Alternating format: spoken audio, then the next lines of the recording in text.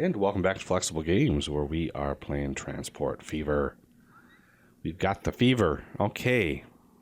Next is the crude oil. So we're going to spend yet even more money. You look at our bank balance. Even after we bought a couple $30 million trains, it looks like, look at that, $30 million. We got $67 million in new vehicles. And we still made $12 million, $13 million. So we're still profitable even after huge purchases like that. And now we're going to be buying even more, $400 million. We're almost halfway to our mark. And let's see, I first want, let's see, I am going to want, this is also going to be black. Do I want a couple of these? 65 miles an hour doesn't seem fast enough, but it doesn't really need to be super duper fast. But that's $1 million a year. I can get 87 miles an hour for just a little bit more. That's an expensive prospect right there. I didn't get any new vehicles. I've got all of the final game cargo, which is nice. Let's see. It's got 4,000 horsepower, which is more than two of these. 87 miles an hour. It's all balanced pretty good. You know, the data files are very well balanced. The cargo costs are pretty much a formula based. They're not hard coded. Okay, so I'm going to want 1, 2, 3, 4, 5, 6, 7. I'm going to want 7 of these. And I forgot to set all these to crude. So let's set all these to crude. Just so we don't get any confusing crosstalk between our lines.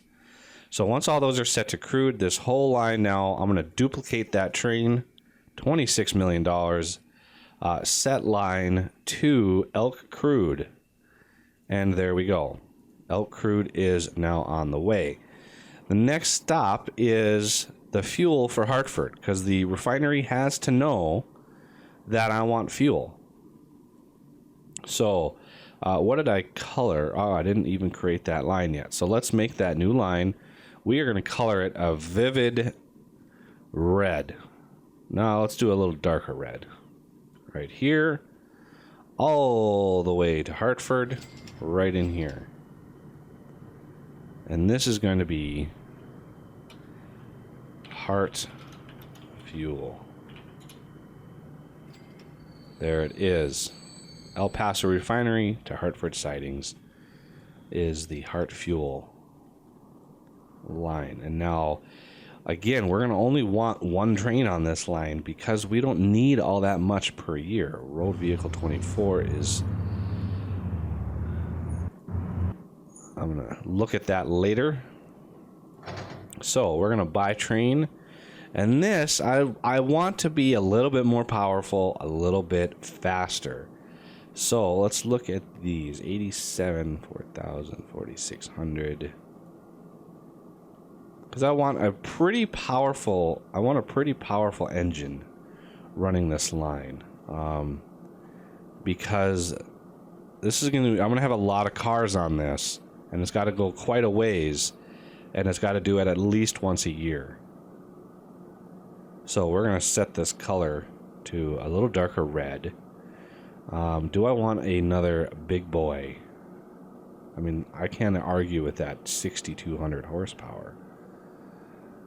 It's almost $2 million a year, though. That's pricey. So we're just gonna go. You know what? Throw caution to the wind. I'm gonna go fuel, and we are 1, 2, 3, 4, 5, 6, 7, 8, 9, 10, 11, 12. I think 12 is just about. See, we need 267 a year right now. And I'm at 216, and I think 13. Oh, we got the big boy on there. I don't think I'll be able to do any more cars on that. So that is good enough. Let's set that to heart fuel. Did I put that on the right? It is on the right one.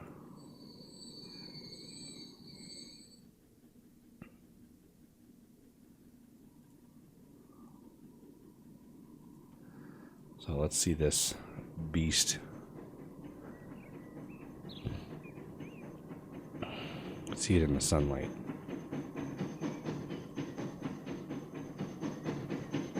It's a beautiful machine.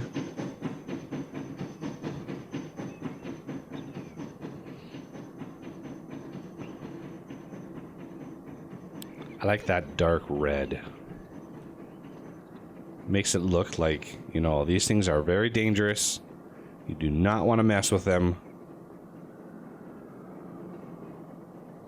Which is appropriate because, you know, they're all full of fuel. So, might be a bad idea to mess, you know, no smoking around these, by the way.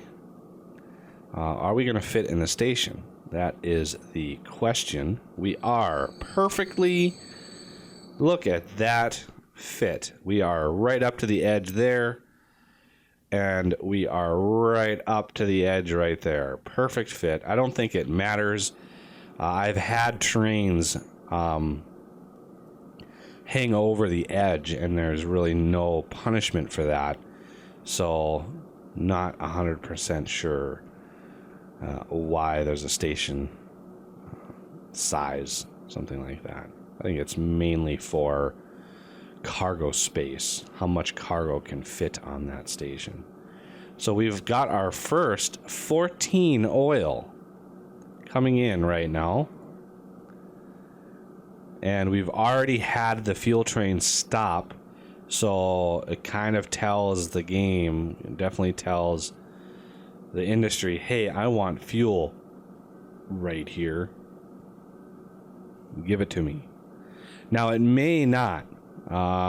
Industry kind of behaves strangely a lot of times. They like to build up their internal stores, and especially when it makes two different products. I bet you dollars to donuts this is going to make oil first. So yeah, there's oil right there. So it's wanting to make oil before anything else. Yep. So it's building up its internal storage of oil, it seems, before it's going to start giving me fuel. Which means these lines are going to lose money for at least 3 years. So we're running really, really expensive here. Now, one thing I did do, and in the interest of full disclosure, I went in and modded one little thing in the vanilla game that I felt pretty strongly about, and that is these cars. These end game cars. I didn't change anything else. These end game cars, when you build them, they are very, very expensive, which I agree with. I mean, you got, you know, probably a big tube of solid steel. You've got pumps. You've got all of this equipment on there. So yes, initially it should be expensive.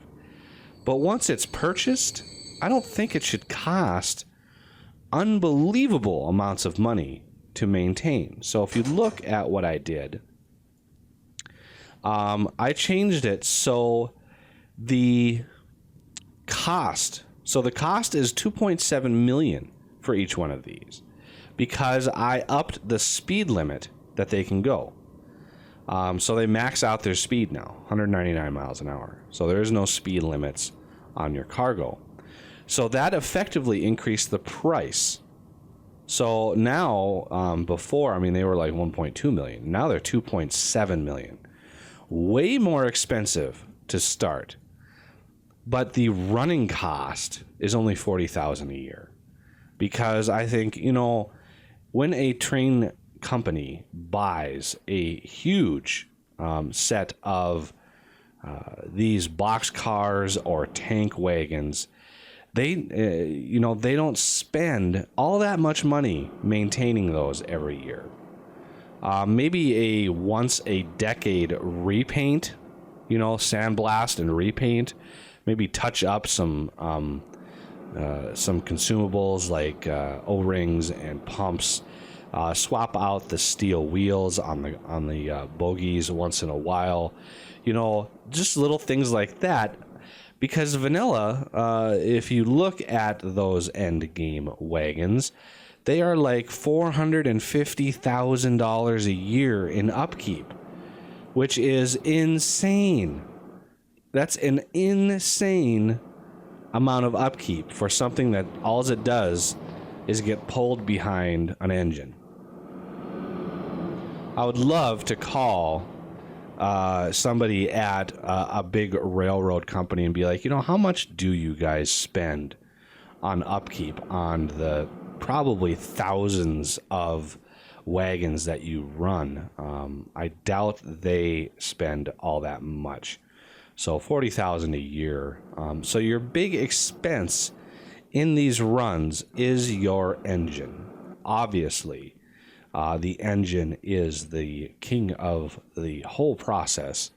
So, I haven't touched any of the running costs for the engines because, something like this is an electric engine. And this is going to cost a pretty penny every year to run because it's drawing power. So this thing is pulling power constantly. And yeah, it's going to cost, what is this? 1.5 million a year this is going to cost to run. Because we've got power, we've got personnel, we've got all the logistics involved in running the engine on a track and everything like that. So yeah, the engines are going to be expensive. The wagons? No, the wagons are not going to be expensive. Once the purchase price is made, once they're purchased, they're purchased. And yes, every 50 years you're going to have to replace them. So that 2.7 million, you're going to need to spend every 50 years on each wagon, which adds up. So you're going to need to use them on lines that make enough money to pay for themselves, with hopefully a little profit in between. Oh, auto saving. No new vehicles, which is always sad times. So we've actually made a little bit of money last year. A little bit of 750,000 is a little bit of money, but it's better than nothing. It's better than running this for 2 years with zero profit, like we are doing with this big boy here. And this thing is really pricey, 2.4 million a year. Not making a dime yet because this refinery is taking its sweet time. You can see it's still filling up its oil reserves, even though we're not requesting any oil at all. There's a little bit more income, just a little bit to pay the bills, just to take the edge off that massive profit or loss that, we actually have some fuel now. Excellent. It started making fuel. That's good for us. That means that big boy is going to slowly start making some money. In Hartford, let's see what you guys are doing. 270 we're up to now. We're slowly creeping higher. You can see we've got more jobs than we've got people because we are pulling people in from Buffalo and from Custer. And that helps give us way more people.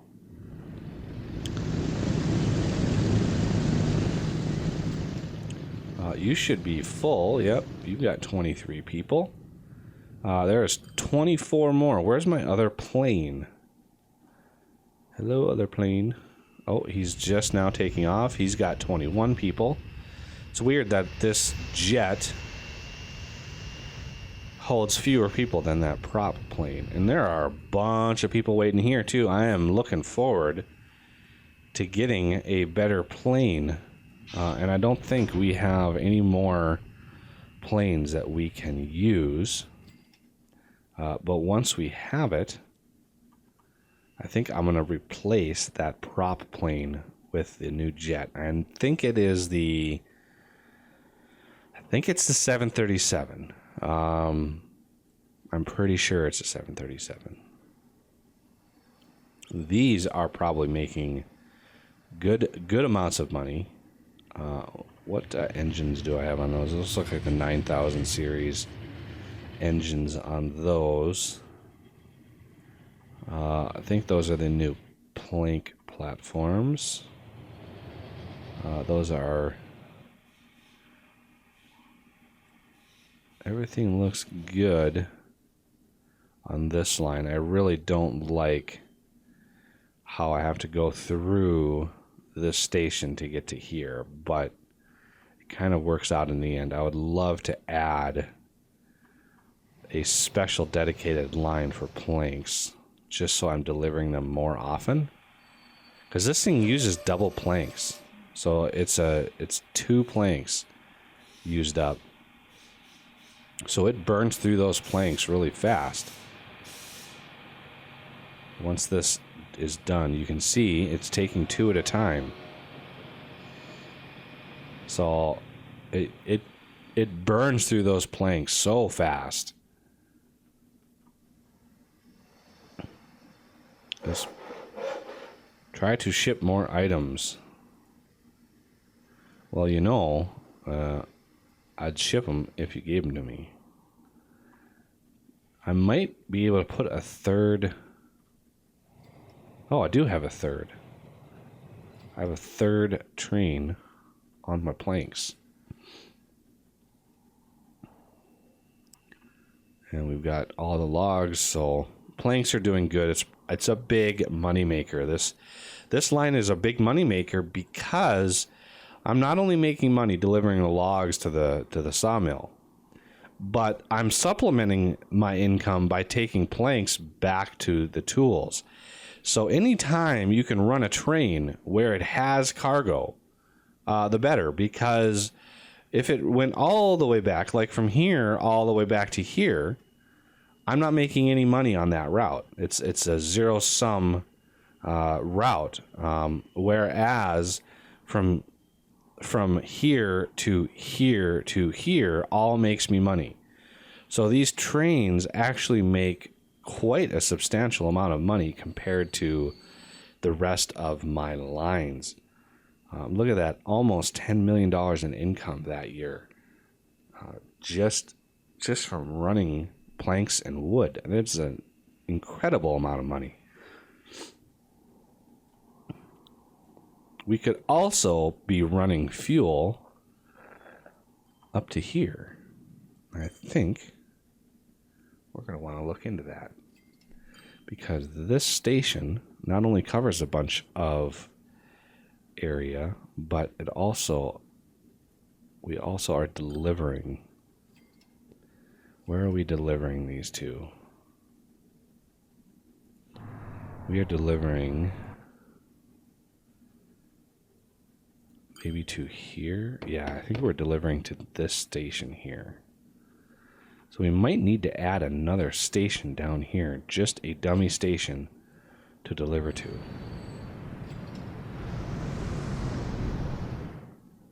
And we might need more vehicles. That is a thing. How old is this? They're 12 years old.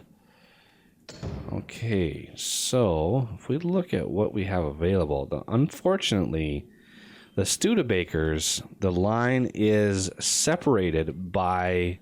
It's more separated by type than at any other time. So if you're wanting to ship fuel, if you're wanting to ship tools, machines, that kind of stuff, or raw materials like coal, iron, ore. So we would need both these and these if we're going to send some fuel over here. I think we're going to need some anyway, just because it doesn't seem like these can keep up. Finances wise, they're pretty consistently making money. And that's a product of always having something waiting in this area. Though it's, 31 food. I just want to make sure we're delivering everything that we can. Yeah, we're missing a little bit of industry over here, so these are not getting supplied at all, which impacts your percentages. If not all buildings are covered, then you're obviously not delivering to those buildings. And oddly, our shopping facilities are... Oh, yeah. Well, yeah. It's kind of hard to determine what controls town growth more than anything else. How many of these hold? 13? That's not too bad. I'm going to leave that alone for now. Let's go back to our fuel. And we've got now 15 fuel waiting. Where is our big boy? There it is. We actually made 247,000 on that little delivery right there. So now Hartford, yep, there's the fuel that we delivered. And that should be a huge boon as we slowly ramp that up. Hartford will respond, albeit slowly, but it will respond. Industry will be able to get better and better. For now, though, we are... let's go to Hart Food, see the details on this. It's old. If we go to lines and go to Hart Food, you can see we have a bunch of Ford models. And if we go to vehicles and sort by line, and we go down to Hart Food, you can see they are all old. So we want to set up a replacement. See, this is why you don't want to just set it always to replace, because we have better vehicles available to us. We have these available. And so if we go to road vehicle, it's blue, but it's green. Okay. So we're going to want that to be green and set that up. And now we can set it to yes. So now it's going to replace with the Studebaker. So let's close this, and you can see these slowly getting upgraded. And you'll see over here, it goes from 26 years to 0 months as they slowly start being upgraded. But that'll have to do it for this episode. And I thank you for watching, and I will see you next time.